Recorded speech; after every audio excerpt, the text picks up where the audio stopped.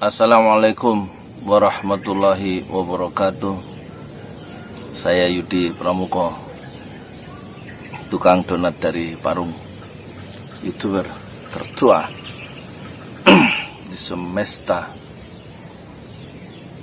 Semoga Allah menganugerahkan terus keimanan, kesehatan, dan rasa cinta ke relung-relung jiwa kita, sehingga dengan keimanan, dengan kesehatan, dan rasa cinta itu kita beragama dan menghaungi masa depan kita, hari esok kita yang penuh dengan tantangan itu, dengan senyuman dan harapan kepada Tuhan. Kita lihat negeri kita di ujung pemerintahan Presiden Jokowi mengalami kerusakan di segala lini. Yang terakhir adalah terjadinya di dalam tubuh polisi demoralisasi yang dahsyat, demoralisasi yang hebat, babak belurnya polisi setelah kasus pembunuhan Brigadir J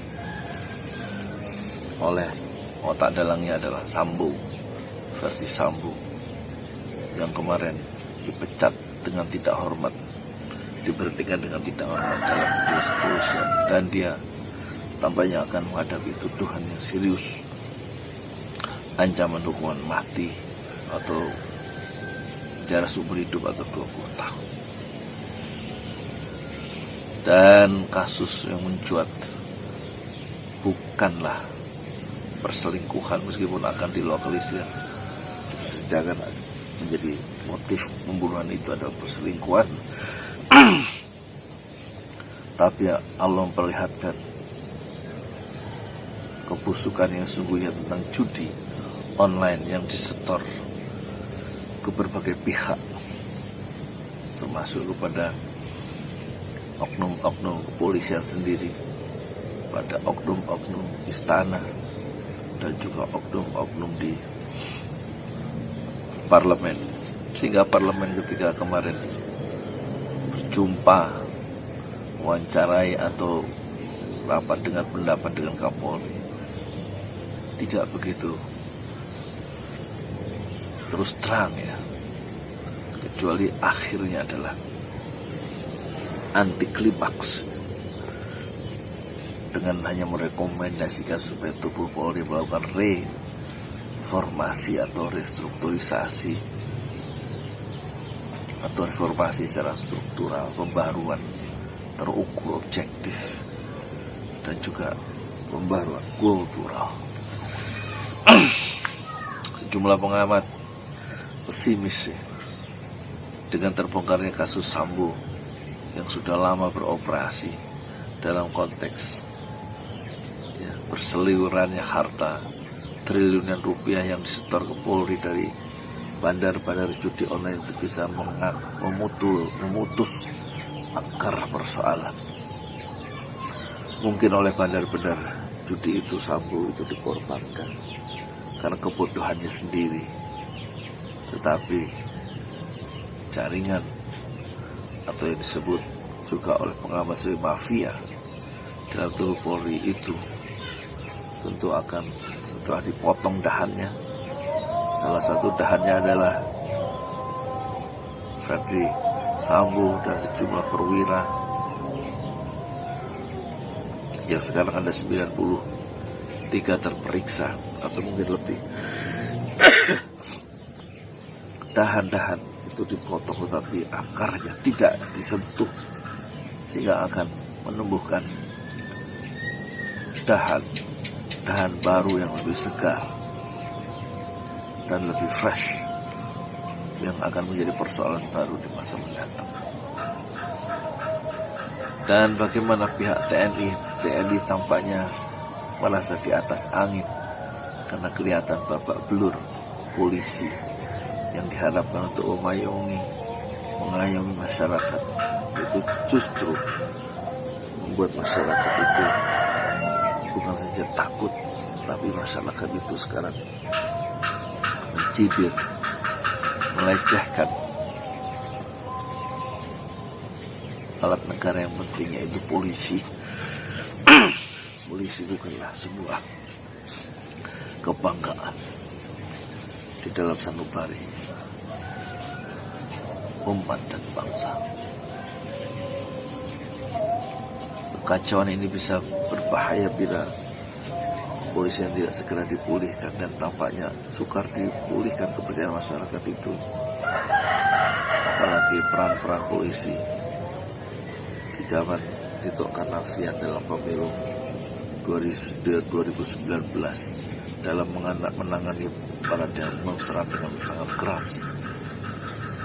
Di Bawaslu itu sampai mati 8. Kemudian pembentukan Satgasus dengan dana yang non-budgeter dan tiba-tiba dibubarkan demikian saja tanpa pertanggungjawaban ke depan publik.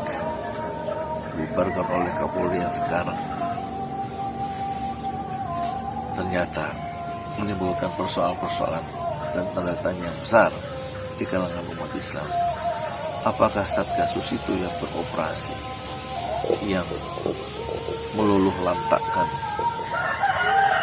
6 pengawal Habib Rizik Syihab sehingga menjadi syuhada di kilometer 50? Apakah Ferdi Sambo memiliki peran yang signifikan dalam tragedi berdarah pengejaran dan pembantaian 6 anggota Front Pembela Islam? Bagaimana dengan Fadil Imron yang juga dulu adalah Kapolda DKI yang tampak dengan penuh kebencian memburu Front Pembela Islam? Bagaimana dengan tanggung jawab Mahfud MD yang tidak memberikan satu blame, satu celaan terhadap pemerintahnya sendiri yang sudah membunuh 6 orang dengan cara yang tidak bisa dibenarkan karena tidak ada kesalahan yang dibuat, dan mereka Laskar itu dengan gagah berani mengawal gurunya dalam pengajian dakwah di Kerawang, dan itu adalah perjalanan dakwah, perjalanan yang ilegal di dalam negeri Indonesia, dan itu adalah perjalanan bukan mengawal bandar narkotika, tapi yang dikawal adalah imam besar umat Islam Habib Rizik Syihab, tapi di bawah wewenang Kapolda Metro Jaya, anggota-anggotanya memburu rombongan Habib Rizik Syihab yang terdiri dari anak perempuannya dan cucu-cucunya, mungkin ada 5 menantunya, dan mungkin kalau memang berniat perang, kata Habib Hanif, mantu dari Habib Rizik Syihab, tentu mereka Habib Rizik tidak membawa cucu dan tidak membawa anak, karena memang tujuannya untuk pengajian keluarga di sebuah villa di kampung artis di Kerawang. Dan siapa yang bertanggung jawab terhadap pembunuhan 6 Laskar Front Pembela Islam itu? Bagaimana kaitan Ferdi Sambo, kaitan Fadil Imron yang dalam kasus penembakan itu penembakan Brigadir J mereka berpelukan? Berarti mereka bersahabat. Apakah persahabatan keduanya juga dipakai untuk memburu rombongan Habib Rizik Syihab di kilometer 50? Bagaimana tanggung jawabnya pihak kepolisian yang tidak ada dasar untuk mengejar dan membunuh 6 pengawal Front Pembela Islam? Jadi tampaknya inilah catatan sejarah hitam dalam sejarah politik Indonesia modern kita di bawah kepemimpinan Presiden Jokowi yang akan berakhir 2 tahun lagi, beberapa bulan lagi, menyisakan persoalan besar. Bukan saja terjadinya demoralisasi, rontoknya semangat aparat-aparat kepolisian karena kasus Ferdi Sambo yang menjadi otak pembunuhan anak buahnya sendiri, membunuh polisi sendiri, tetapi juga